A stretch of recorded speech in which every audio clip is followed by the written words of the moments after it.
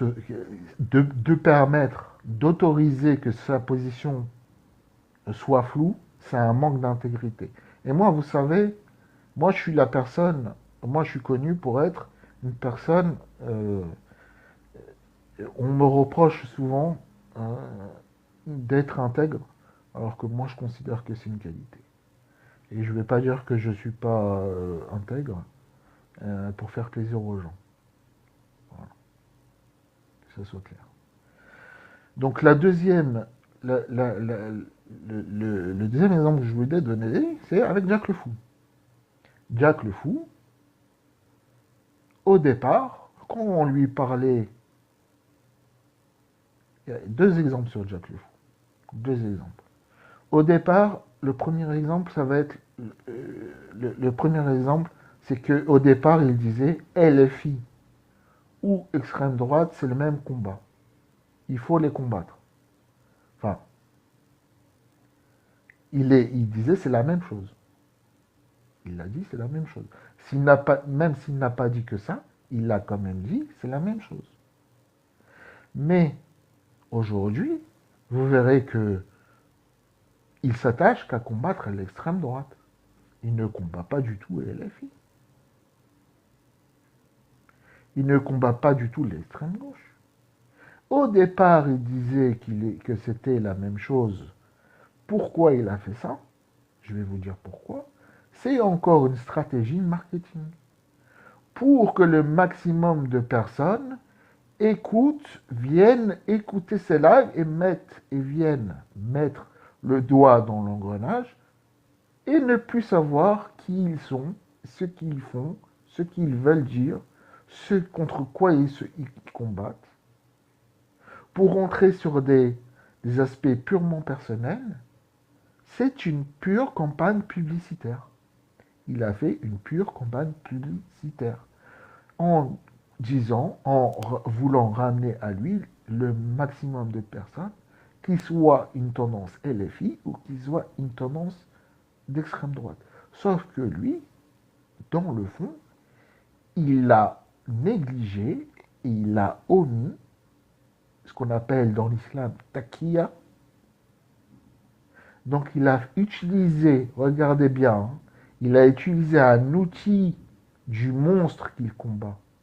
Et il est devenu lui-même le monstre qu'il combat en faisant quoi? En faisant de la taquilla. Vous voyez que c'est plus grave sur cet exemple que Elsa, ce qu'il a fait et ce qu'il fait. Maintenant, deuxième exemple. Alors, on ne trouvera pas d'exemple comparable à celui d'Elsa parce que Jack le Fou et Elsa ne sont pas les mêmes personnes malgré tout. Mais un autre exemple de flou, mais ça se voit exactement de la même chose.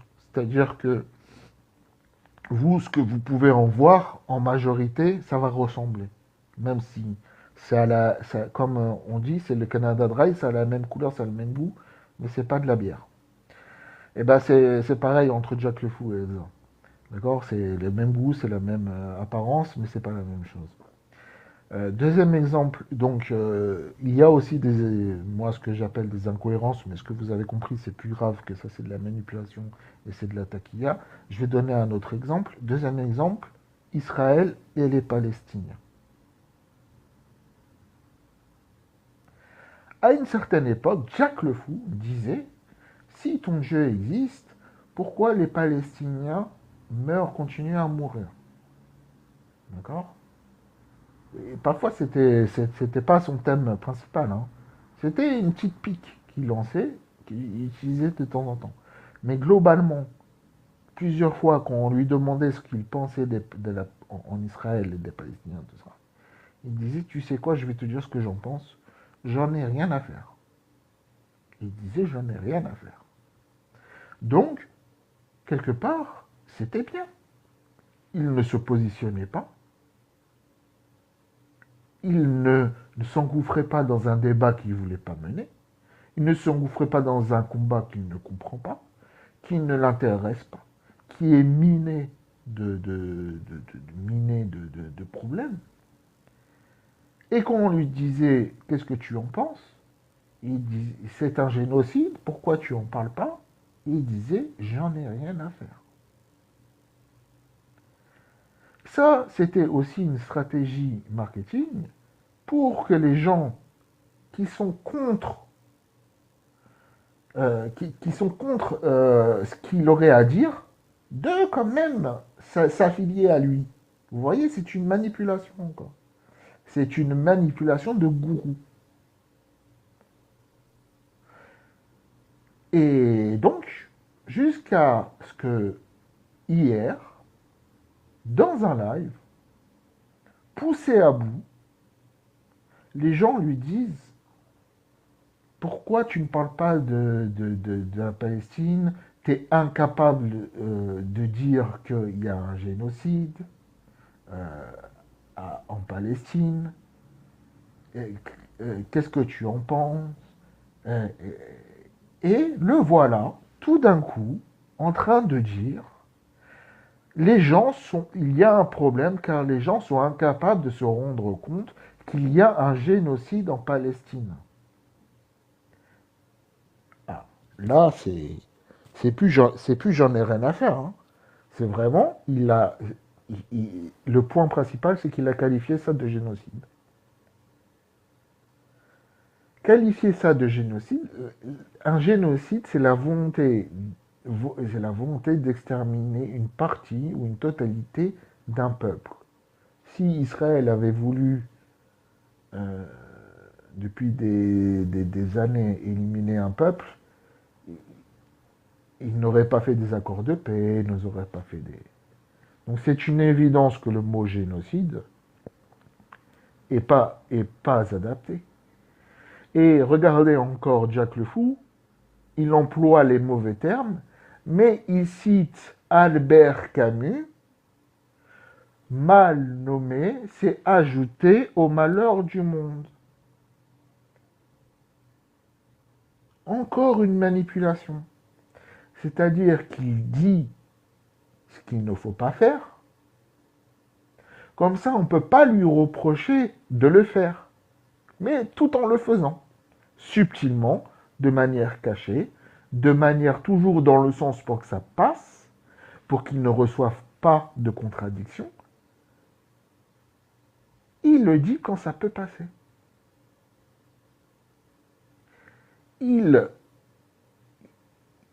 il utilise les termes face à des gens qui n'ont pas la capacité de voir ce qu'il est en train de faire. Sauf que c'est très malsain. Parce que les gens qui le suivent, il n'y a pas que les gens qui sont en direct en train de discuter avec lui sur le live. Il y a aussi les gens qui l'écoutent. Et les gens qui l'écoutent, ils ne les respectent pas. Alors, il faut parfois faire attention à ce qu'on dit. Non seulement il a dit que c'était un génocide, mais en plus il a dit qu'il le dit depuis des années. Ouais, vous voyez, c'est exactement devenu le monstre qu'il combat. Et c'est dangereux pourquoi? Parce que dans le fond, c'est vrai que ce n'est pas un génocide. C'est vrai que ce n'est pas un génocide. Et c'est vrai que c'est mal nommé les choses. C'est vrai, c'est vrai. La phrase de Camus, elle était vraie.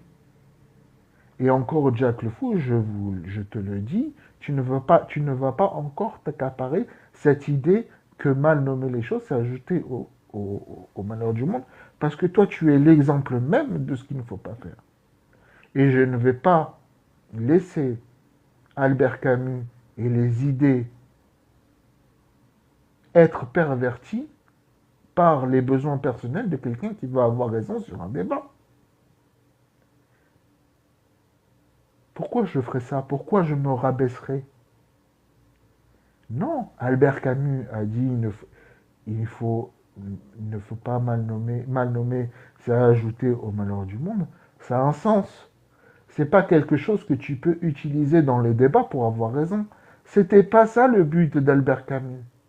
Tu es en train, ils sont en train de complètement pervertir le sens des choses. Et ça, c'est une propriété du fascisme.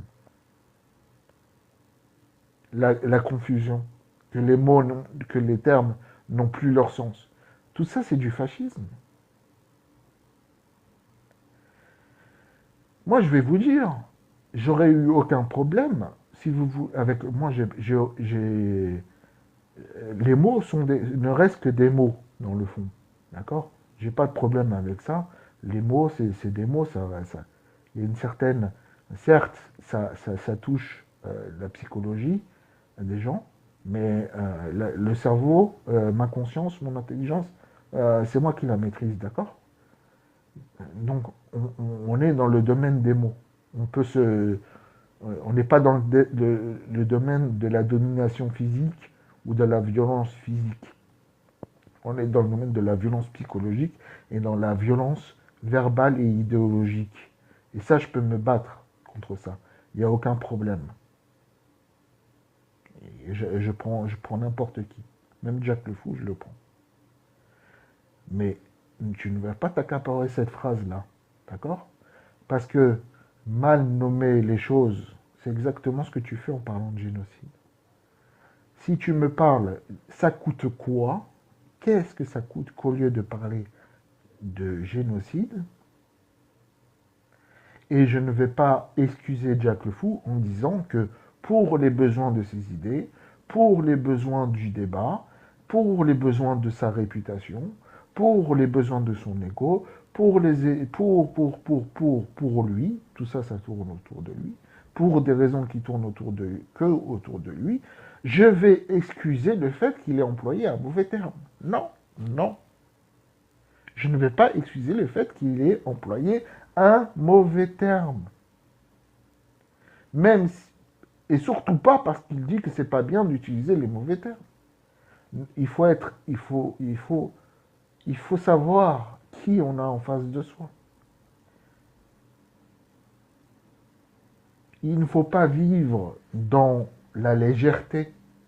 Il ne faut pas vivre dans la tiédeur des idées. La vie, elle est dure. Vous savez que la vie, elle est dure. Hein? Encore une phrase accaparée par Jack le Fou. La vie, elle est dure. Donc faites attention à qui vous parlez. Et faites attention de ne pas vous faire manipuler. Parce que je ne vais pas l'excuser en lui cherchant des excuses à Jack le Fou, pourquoi il a appelé ça un génocide. Mais je vais le critiquer sur le fait ça fait des mois qu'il est sur le sujet. Il aurait dû avoir la réponse à ça à l'avance.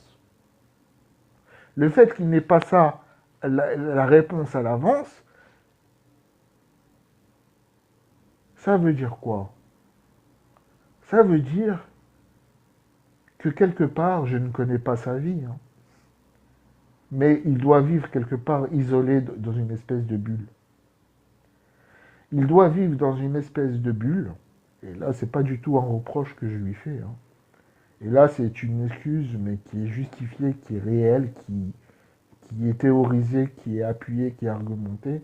Je pense qu'il vit dans une espèce de bulle où il ne voit que l'islam. Et ça, c'est un problème psychiatrique ou de sa vie ou j'en sais rien. Ouais. Mais je lui impute encore la responsabilité de ça. Parce que moi, je respecte les gens. Moi, je respecte leur intelligence, comme il le dit encore une fois. Je respecte leur intelligence et je lui accorde le droit de recevoir ma critique. Mais s'il n'a pas pensé à la question du génocide en Palestine et s'il n'a pas euh, élaboré la réponse à donner à cette question avant qu'on lui pose, c'est qu'il vit dans une bulle. Il vit dans une bulle éloignée, quelque part, très éloignée de la réalité. Et ce qui appuie Mais dire, c'est que lui-même, il l'a dit. Hein. Lui-même l'a dit. Déjà, il passe beaucoup de temps à jouer. Donc, quelque part, il vit dans un monde virtuel. Il est passionné de jeux. Il est passionné de films. Donc, quelque part, il vit. Et puis, il y a l'islam à côté qu'il critique. Voilà. C'est sa bulle. Et s'il n'a pas pensé à la Palestine, c'est tout simplement que ça ne fait pas partie de sa bulle. C'est pas qu'il est, c'est pas qu'il le pense vraiment, forcément. Quoique, une fois qu'il l'a dit, il est obligé de le penser. D'accord? C'est qu'en fait, il parle et après il pense. Au lieu de penser et après parler. Parce que sur cette histoire de génocide, il est très simple d'avoir la réponse. La réponse, elle est très simple. Si tu n'as pas la réponse avec le niveau intellectuel de Jack le Fou, si tu n'as pas la réponse, c'est que tu n'y as pas pensé. Parce que la réponse est très simple. La réponse est très simple, c'est il n'y a pas de génocide, mais il y a des crimes de guerre permanents. Vous voyez à quel point c'est beaucoup plus constructif de dire il y a des crimes de guerre permanents, parce que c'est la réalité. Parler de génocide, c'est s'enfuir de la réalité, c'est fuir la réalité, c'est ne pas vouloir parler de la réalité des choses, en employant des termes qui nous empêchent de nous confronter à la réalité des choses. Parce que la réalité des choses, elle est bien suffisante et elle est bien suffisamment horrible en s'en contentant de dire il y a des crimes de guerre en permanence, à chaque instant. Des crimes de guerre. Génocide, en tout cas, pas génocide, mais crime de guerre, éventuellement, on peut discuter de ça. Et surtout, permanent. Ça veut dire, là, en ce moment. Voilà, ça c'est la réalité. Génocide, on est encore dans le monde des idées. Vous voyez, pour s'éloigner de la réalité. Et ça, encore une fois, c'est un trait de l'islam. Un trait de l'islam dont Jack le Fou et la sphère apostat sont victimes. Ils ne vivent pas dans la réalité. Ils vivent dans une réalité qui se sont eux-mêmes construites. Et ça, c'est l'islam. Et ça suffit. Et ça leur suffit. C'est pas une... pas ça suffit que je voulais dire. C'est suffisant pour eux. Ça leur suffit pour eux de vivre comme ça. Pourquoi? Mais parce qu'à la base, ce sont soit des musulmans, des, soit des gens qui ont vécu dans des familles musulmanes sans être musulmans ou en étant musulmans, ou ce sont des personnes qui ont vécu dans d'autres religions. Parce que dans toutes les religions, il y a cet aspect de vivre en dehors de la réalité, de se construire sa réalité, son monde, pour euh, euh, éviter, euh, pour éviter la douleur de voir qu'on peut avoir tort en dehors de... Ben, qu'on peut avoir tort, tout simplement. Et ça, c'est le propre des religions. Donc c'est pour ça vous avez par exemple un type comme Maxime, qui est adulé notamment par un athée pratiquant qui est une personne très intelligente pourtant, mais, et je pense une personne bien dans le fond, mais qui adule Maxime. Et tout le monde adule Maxime parce que il vit, c'est le prototype d'abord parce qu'il a vécu, il est chrétien, il est un ex-chrétien, pardon, donc il a vécu dans une famille chrétienne, il a été nourri au christianisme, donc le fait de vivre dans cette bulle, lui, ça lui va aussi. Donc c'est pour ça que, et c'est là où Jack le Fou sait très bien ce qu'il fait. c'est qu'il sait très bien que, en utilisant la critique de l'islam,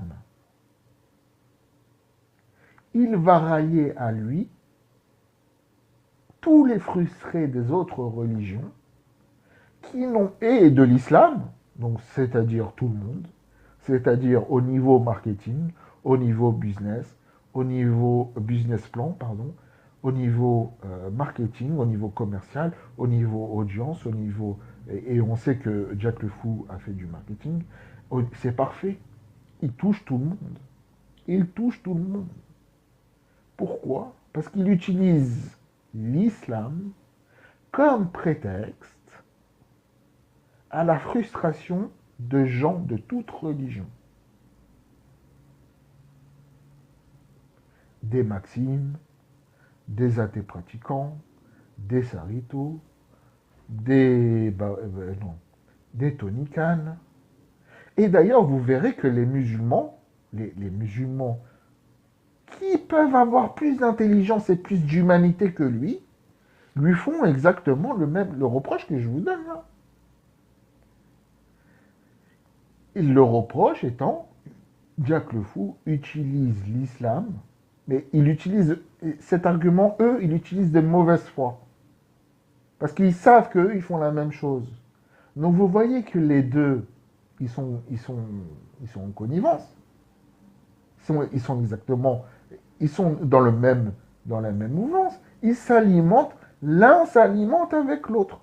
L'un donne de l'audience à l'autre et l'autre donne de l'audience à l'un. Et les deux se renvoient la balle, s'amusent, au détriment de beaucoup de personnes. Qui aura raison? Ben, quelque part, au final, les deux auront raison.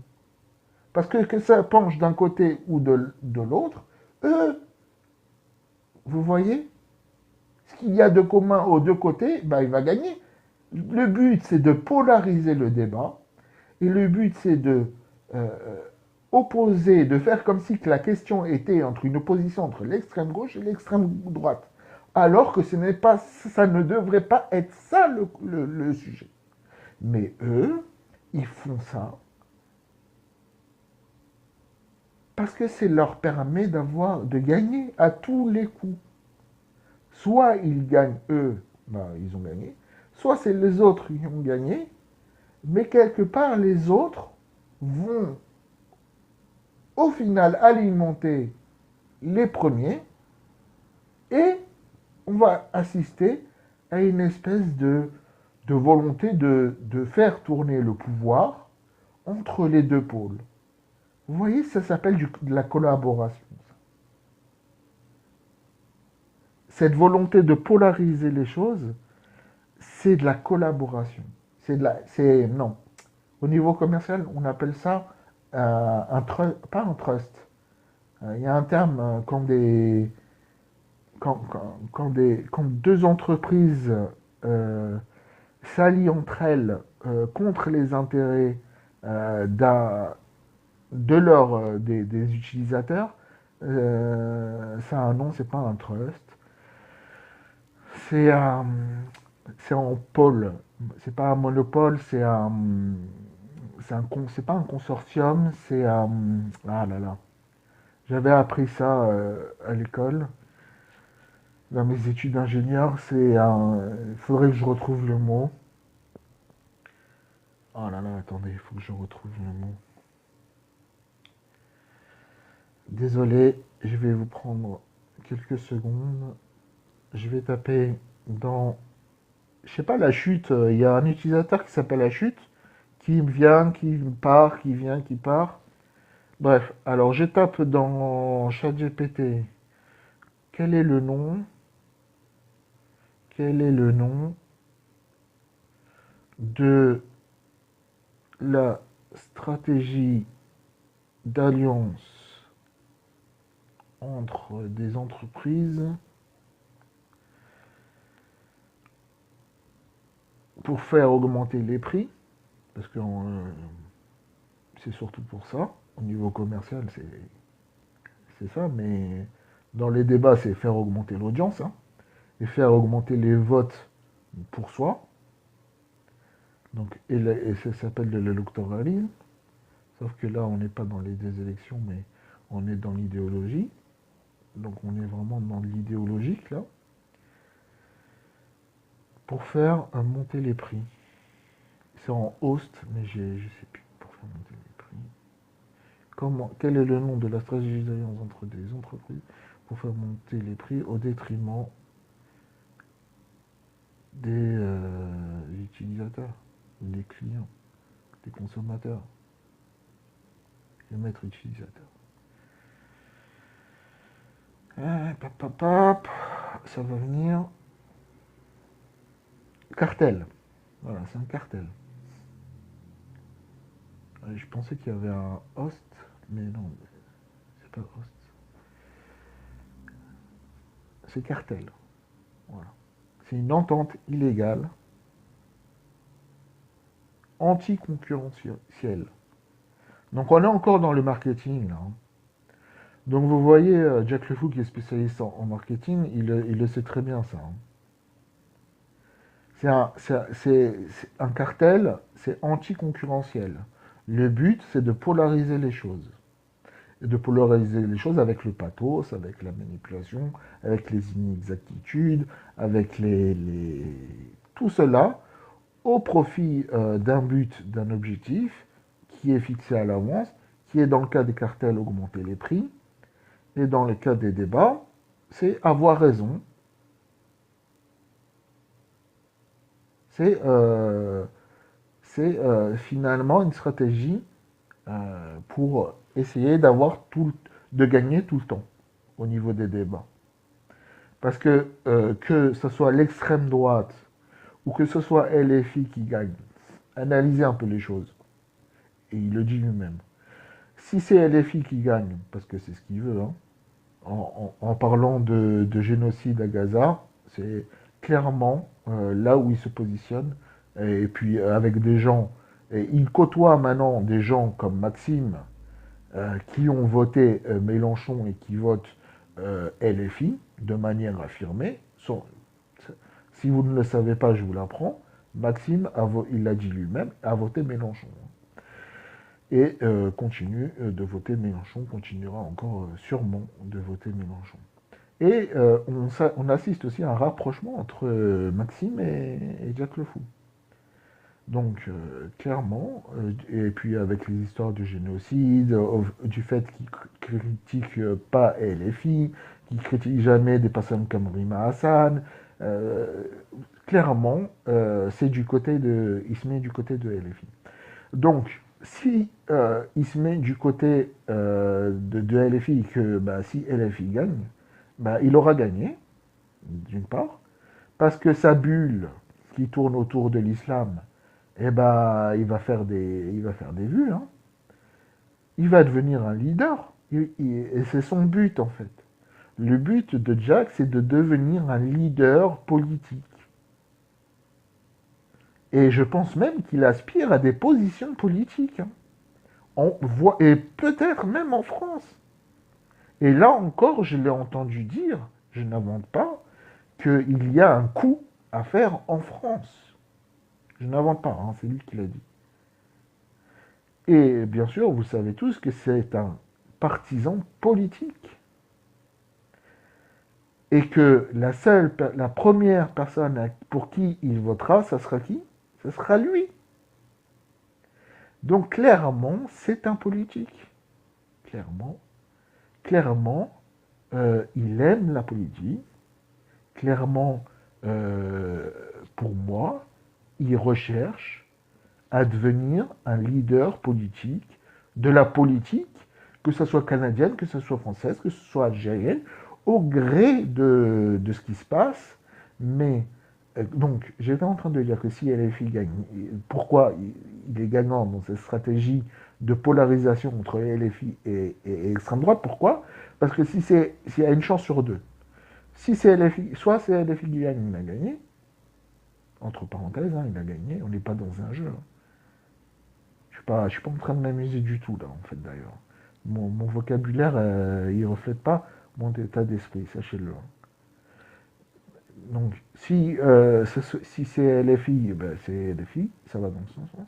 Si c'est extrême droite, ben, quelque part, il peut utiliser extrême droite, c'est aussi une position. C'est quoi l'extrême droite?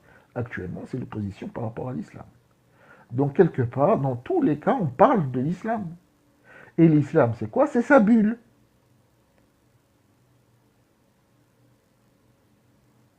Et tous les gens autour, ils comprennent rien du tout. Ou ils sont dans la même bulle, hein. C'est possible aussi. Mais la plupart du temps, je vois des gens qui sont intelligents. Je vais citer des personnes. Je ne vais pas citer Maxime parce que c'est pas le cas. Mais je vais citer une personne comme Tony Khan, qui est intelligent, pour moi, qui je ne mets pas dans le même sac. Bref, de culte, je pense qu'il a une certaine... qu'il n'est pas dans cette bulle. Je pense à Dogmios, qui n'est pas dans cette bulle. Et quelqu'un que j'aime beaucoup, et il sait que je l'aime bien, c'est Lorem Lo. Lorem Lo, je ne le mets pas du tout dans tout ça. Hein. Lorem Lo, c'est quelqu'un, pour moi, c'est l'une des personnes les plus propres sur TikTok. Mais d'ailleurs, on s'est un peu embrouillé, mais les gens qui s'aiment bien souvent s'embrouillent, mais on sait que c'est pas méchant. Mais donc, il y a des Tony Khan euh, qui sont manipulés. Il y a eu un moment Karim qui s'est fait manipuler, qui est parti. Il y a eu un moment Adela. Et il y a des gens qui sont plus ou moins complices, qui savent qu'ils sont complices. Je nomme des Ali Babal, je nomme des Cassius Legi, qui eux ne sont pas engouffrés, mais qui n'ont pas mis le doigt dans le grenage, ou ils l'ont mis très tôt, et ils sont restés, mais au final, c'est la même bulle. Donc, j'étais en train de citer les personnes. Il y a aussi Adela aussi qui avait mis le doigt dans l'engrenage. Mais quelque part, elle y est restée parce qu'elle est passée de l'autre côté complètement. Mais c'est le même combat. Il y a Elsa qui est passée comme Adela. Mais je veux parler de gens qui ont mis le doigt dans l'engrenage et qui se sont engouffrés. Il y a aussi quelqu'un comme Agnoslim. Agnoslim, au départ, il avait un discours propre. Maintenant, c'est de la chala. Agnoslim, maintenant, son dieu, c'est Jack le Fou. Il veut devenir Jack le Fou. Il parle avec les termes de Jack le Fou. Il emploie les mêmes idées que Jack le Fou. Il s'associe à Jack le Fou, à Agnoslim, qui était quelqu'un de bien au départ. Il y a d'autres personnes. Il y a d'autres personnes encore. Hein, je vais les citer. Hein, il n'y a pas de problème. Ne vous inquiétez pas, ça va venir. Je vais me rappeler, mais ça va venir. Après, je ne les connais pas tous parce qu'il y en a tellement. Euh, qui c'est qu'on pourrait citer en plus de Dogmios qui ont mis dans l'engrenage malgré eux se trouvent embarqués. Qui est-ce qu'il y a encore?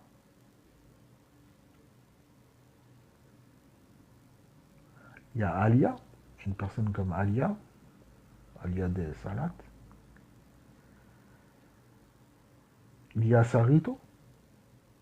Sarito qui veut pas parler de politique, mais en n'en parlant pas, elle en fait. Puisque se retenir de parler, c'est un choix. Donc vouloir faire croire que l'absence de choix n'est pas un choix, c'est faux. L'absence de choix est un choix. Euh, des gens que j'aime bien, hein, que je peux aimer bien, qui se sont vus engouffrés, absorbés, aspirés par cette vague. Euh, désolé, là j'ai plus les noms. Mais attendez, je vais essayer de faire un truc. J'ai les noms, hein, j'ai les noms. Comme disait Coluche. Il y a Amanda qui à un moment. Amanda, une des personnes que je connais bien, qui étaient plutôt dans la même bulle. Aujourd'hui, je suis content, je l'ai déjà dit, je suis content de plus trop l'avoir dans cette bulle. Quelqu'un que j'apprécie plutôt. Voilà, je regarde dans mes amis qui sont encore, dans la sphère. Après, il y a des gens que je connais pas, hein, je connais pas tout le monde. Mais globalement, ça fait de l'audience. Donc, il faut compter tous les gens qui écoutent, tout du moins une partie des gens qui écoutent, en espérant qu'il n'y en ait pas trop, qu'il n'y ait pas une trop grande proportion de gens qui y croient vraiment. Mais ça, je pense que ils sont plutôt derrière les personnes qui écoutent, contrairement à moi qui écoute, mais parfois et souvent, enfin, pas du tout même, je ne suis pas derrière eux. Bon voilà, j'ai pas cité tout le monde, mais parce que je les connais pas tous évidemment. Mais vous avez compris mon idée. Voilà, et puis, je pense que ça suffit pour aujourd'hui. Je vais publier ça sur YouTube et sur TikTok, là, en deux parties si c'est trop long encore. Voilà. Donc, au final, pour répondre de quoi Jack le Fou est-il le nom, bah, clairement, Jack le Fou est le nom de tout ce qu'il y a de plus mauvais dans l'islam. Il est aussi le nom de la politique politicienne.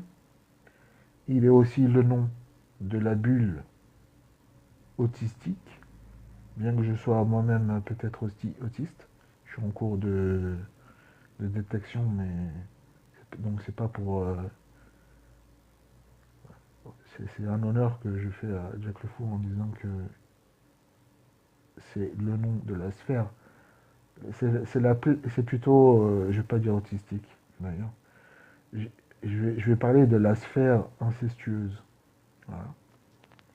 Donc Jack le Fou est le nom de la sphère incestueuse. Jack le Fou est le nom de ce qu'il y a de plus mauvais et de plus universel dans l'islam. Jack le Fou est le nom du marketing extrémiste. Jack le Fou est le nom en gros, euh, de fasciste, du fascisme, tout simplement. Voilà, j'espère, mon seul but, c'est que cette polarisation entre LFI et extrême droite s'arrête. Parce que, comme je l'ai dit, les deux se renvoient la balle. Donc mon seul but, mon seul et unique but, comprenez-le bien, c'est pas de dire du mal de Jack le Fou et de lui faire du mal ou quoi que ce soit. Parce que je ne veux pas moi-même devenir le monstre que je combats. Mon seul but, c'est d'enlever cette polarisation. Donc Jack le Fou est le nom de la polarisation politique aussi, entre l'extrême droite et l'extrême gauche. Voilà. J'espère que vous avez compris ce que je raconte. Voilà, je vais publier ça de toute manière sur TikTok en plusieurs parties s'il le faut, et sur YouTube. Voilà, ça m'amuse pas vraiment de devoir dire tout ça, hein. Et ce qui se passe m'attriste énormément. Quelque part, beaucoup de personnes me déçoivent. Et je me rends compte à quel point c'est grave, quoi. À quel point des personnes comme Karim, comme Amanda, euh, comme Athée Pratiquant, qui a eu le courage de quitter TikTok quand il a vu que ça le dépassait, euh, à part des gens comme ça, je trouve l'esprit des gens plutôt faible, plutôt malléable, plutôt manipulable, plutôt impressionnable. Ouais, je peux citer aussi Shana, hein. J'ai oublié, parce que je viens de la voir dans un live. Il y a aussi Shana, il y a bien sûr Amira Posta. Des gens comme ça, hein. Et quelque part, je suis attristé par la faiblesse et la force, et la faiblesse des convictions et la faiblesse des valeurs que les gens défendent. Je suis très surpris.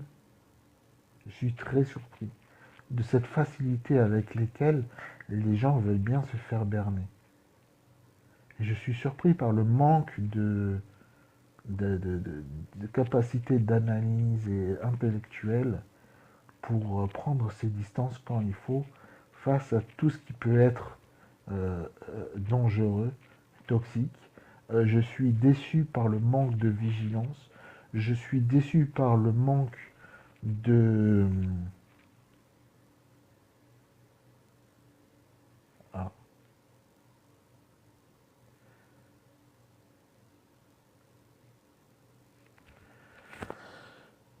Je suis le manque, je suis surpris par le manque comment, de prévention, du manque de prévention que ces personnes ont pu recevoir. Et ça, mais ça, c'est pas de leur faute, c'est la vie qui a fait ça, hein. Mais je suis très surpris par ça, par l'état de la France et l'état des mentalités en France. Ça me fait pas du tout. Je crains je crains pour le futur. J'ai très peur pour le futur et c'est pas positif. Et pour ça que je fais ce live. Vous savez, j'aime pas parler. J'aime pas du tout parler. Quand je parle peu pour parler bien. Et si j'interviens là, c'est pour ça. Voilà. Donc c'est parce que quelque part, c'est un sujet qui doit me toucher. Quelque part, ça doit toucher à moi, à ce que je suis, et c'est pour ça que j'interviens. Et j'espère, et ma volonté, c'est de transmettre ça et de partager ça pour que l'effet Jack le Fou euh, diminue un peu. Voilà, je vous remercie de m'avoir écouté. Je vous dis à bientôt, il y aura d'autres sujets, hein. Même dans ce live-là, j'avais l'intention de parler d'autre chose, mais je me rends compte qu'il y a déjà suffisamment avec ce que je viens de dire. Voilà, donc je vous dis à bientôt, portez-vous bien, et voilà. J'espère que ça vous a plu quand même. Au revoir.